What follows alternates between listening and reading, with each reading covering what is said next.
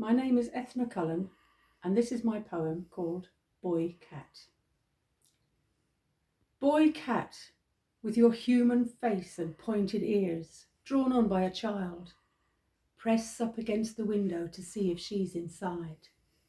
And she sits cowering beneath the table or the chair, and you are there, outside the door, after a week, a month, a year, waiting, hoping to relive your pleasure and her pain again.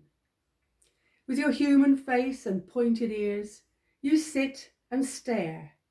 She cowers beneath a table or a chair, and you sit and stare. Sometimes you call with your banshee cry, as if you'll tempt her, mesmerize, and draw her to you. You wait, you stare, boy cat.